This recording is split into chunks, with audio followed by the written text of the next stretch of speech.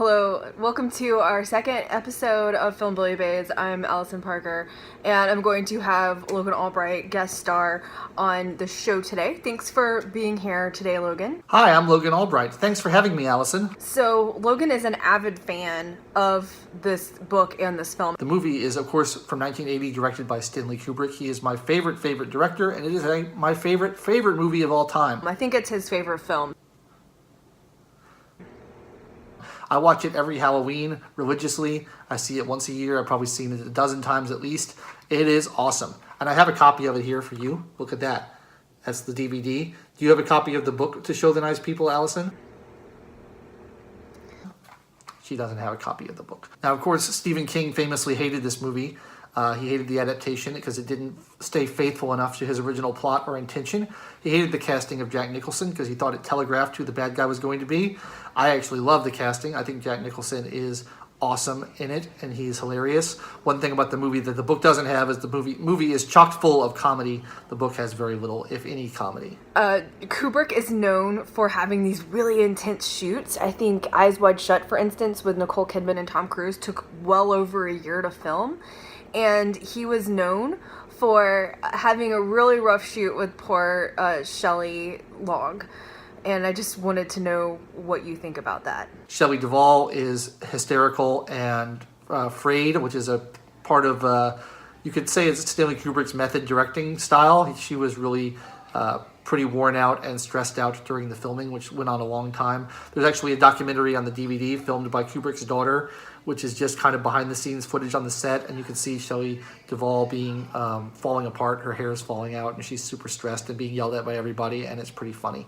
It's hard to tell whether she's being a drama queen or whether she is just being abused by Kubrick, but it's a great documentary, so if you get the DVD, it's well worth watching. The kid is really good in it too, Danny Lloyd. I don't think he ever really did anything else acting, but he's great in this. One of the things I hate is child actors because they're always terrible and they never are able to act convincingly, but due, I think, largely to the good direction of Kubrick. This kid is very convincing and very naturalistic. And Kubrick was also very careful to protect him from the horror of what was going on. He didn't even know he was filming a horror movie at the time. He found out later once it was complete, but Kubrick treated it like a game, and he got a great performance out of him. Lots of iconic imagery in this film. Everything between him putting his head between and saying, "Here's Johnny," to the bathtub scene that scared everybody when they were a little kid or even now. Writing red rum on the wall, that's intense. Very iconic carpet. You see somebody use that pattern somewhere and you instantly know that it's from this film. One of the things Kubrick did, possibly intentionally, possibly not, in the film is there's all kinds of continuity errors. If you try to map out the geography of the hotel by watching the movie and drawing along with the hallways or something, it doesn't make any sense. It results in an impossible space. And that kind of adds an element to the creepiness sort of subconsciously. You're not really aware of it at the time, but just the fact that the layout doesn't make sense kind of gets in your head and you're like, this place, there's something wrong here. Also, there's all kinds of continuity errors, like typewriters will change colors, or levels in drinks will go up and down, or the carpet pattern will change between takes, and things like that. And again, it's not really known if Kubrick meant to do this to kind of heighten the unease of the story, or if it's just something that he didn't pay attention to, didn't care about the details of continuity, and so didn't pay attention to them. But I think the overall effect is pretty awesome. I think that the Overlook sets that they've used are fantastic, all the way down to the small details. I love the photo at the end that Jack joins. You see those kinds of photos when you go to somewhere like Goodwill or a vintage store. Sometimes you'll see these old photos in frames and they look just like that. Even down to the bartender's costuming, just a lot of thought went into every little detail. Let's talk about some differences between the movie and the book. There's certainly a lot more backstory with the groundskeeper, the origins of The Shining, the mechanics of The Shining, and a little bit more about the family and why they're going to the Overlook in the first place. One of the things that annoys me about Stephen King is he has a tendency to kind of make everything about pop psychology and his own personal demons. In the movie, you have a wonderful ghost story about a haunted hotel with hundreds of years of kind of unspecified backstory and history. and evil things going on there, which is really creepy and great. In the book, there's an alcoholic who has daddy issues. Oh no, it's so scary. So I don't like that aspect. It makes the story smaller. It makes it more mundane. I like the supernatural element of it, and with the more unknown going on. That's the main difference. Now, I know you're not a big fan of the non-paranormal, the non-supernatural evil in this film, and that's Jack's alcoholism, but I think it's very important.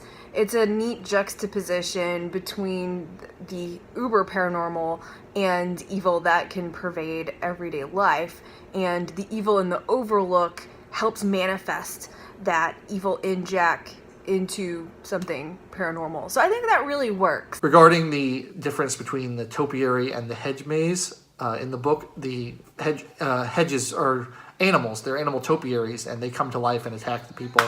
And they wanted to do that in the movie, but there was no way in 1980 to make convincing special effects to do that. Thank God, because I can only imagine, well, actually, you don't have to imagine, because they did a updated version of this movie in the 90s with CGI hedge animals, and God, are they terrible.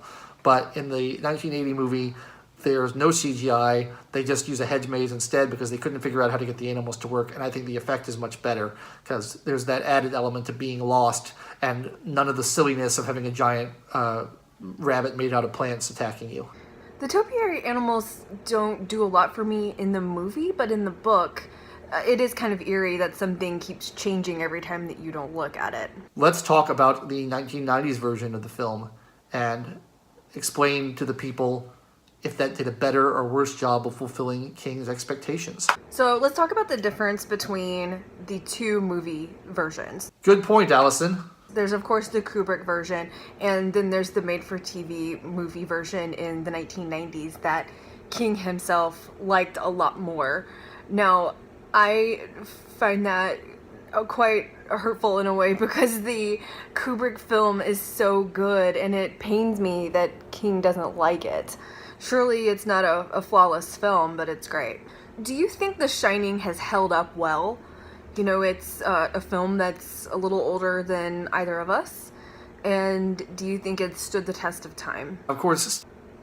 I definitely think it holds up. I think it's just as scary, pretty much, as it ever was. I think it's right up there with The Exorcist and maybe the original Poltergeist. It's very classic in terms of it being just a horror film that people like yourself like to watch every year. I don't watch it quite that often. Okay, so Logan, do you recommend this movie? It's your favorite movie. Of course. Do you have any reservations for the recommendation? Would you recommend this film to people that aren't horror aficionados? Of course. And do you have any caveats? Well, thanks so much for watching. Be sure to check out Logan's channel. We'll put a link right up here. Hopefully, click like, subscribe, all that kind of stuff. Make sure to watch Logan's channel. He posts a lot of book videos, one just about every weekend. Thanks for having me on your channel, Allison. Let's do it again sometime. All right, Logan, thanks for joining me. Let's do this again sometime. Bye. I've been Allison Parker. We're keeping it real.